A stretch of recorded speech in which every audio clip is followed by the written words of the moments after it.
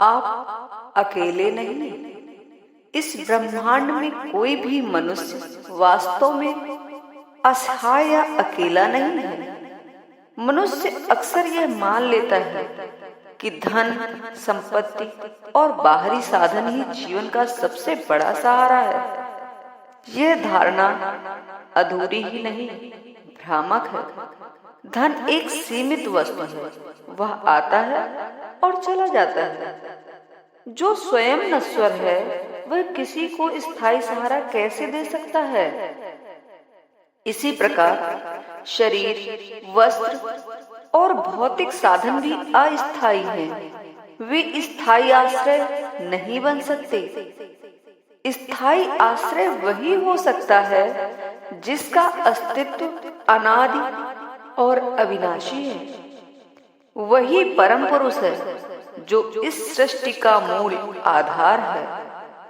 परम पुरुष ने इस संसार को अराजक नहीं छोड़ा, बल्कि एक व्यवस्था के अंतर्गत इसे संचालित किया है। इस व्यवस्था में अनुशासन, दंड और सुधार तीनों का स्थान है। इसके मूल में कठोरता नहीं, बल्कि गहरा प्रेम और करुणा छिपी है। माता पिता जैसे कभी कभी बच्चे को अनुशासित करते हैं, वैसे ही यह दैवी व्यवस्था भी मनुष्य को सही दिशा देने के लिए कार्य करती है। इसलिए मनुष्य को जीवन की कठिनाइयों से भयभीत नहीं होना चाहिए। जब इस ब्रह्मांड की सर्वोच्च शक्ति आपके साथ है, तो चिंता और आशंका का औचित्य नहीं रह जाता।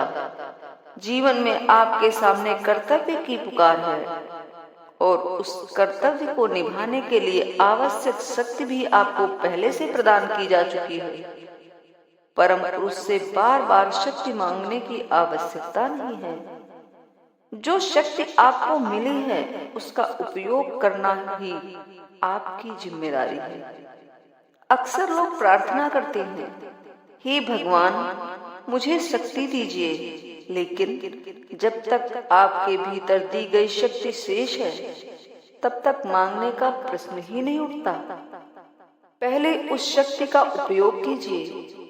केवल तभी जब आप सचमुच अपनी सारी ऊर्जा, बुद्धि और सामर्थ्य लगा चुके हों, विनम्र भाव से कह सकते हैं, मैंने जो शक्ति पाई थी उसका उपयोग कर लिया है, मुझे और सामर्थ्य दीजिए।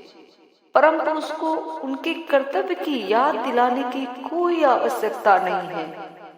वे स्वयं जानते हैं कि कब, क्या और कितना देना है।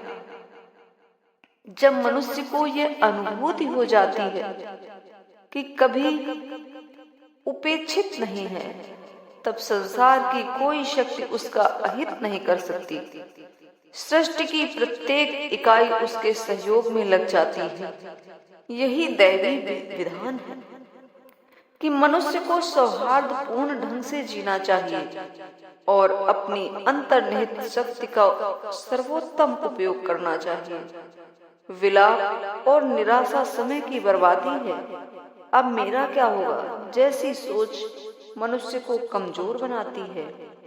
परम पुरुष सब देख रहे हैं और हर परिस्थिति में वह आवश्यक कदम उठाते हैं। इसलिए स्मरण रखें, आप कभी भी अकेले नहीं हैं। धन्यवाद।